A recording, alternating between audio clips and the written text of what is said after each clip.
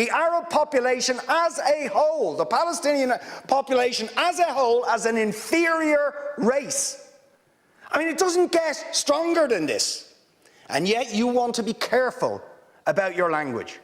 You're happy to correctly use the most strong and robust language to describe the crimes against humanity of Vladimir Putin, but you will not use the same strength of language when it comes to describing Israel's treatment of the Palestinians, when it is now being documented and detailed by two of the most respected human rights organisations in the world, and indeed has been alleged by dozens and dozens of non-governmental organisations, and to be honest, anybody who looks honestly at the decades of brutal, inhumane persecution of the Palestinians, successive assaults on Gaza, the annexation of their land and territory, the systematic application of apartheid rules, you don't want to even use the word apartheid.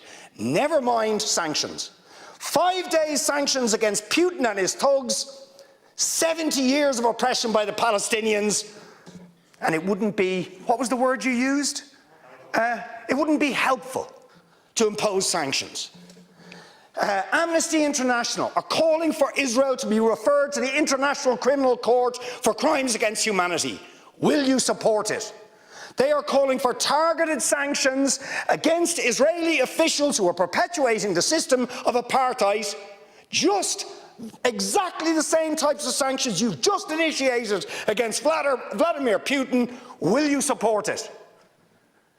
And I think the answer is clearly you're not going to. And then we ask the question, why? Why?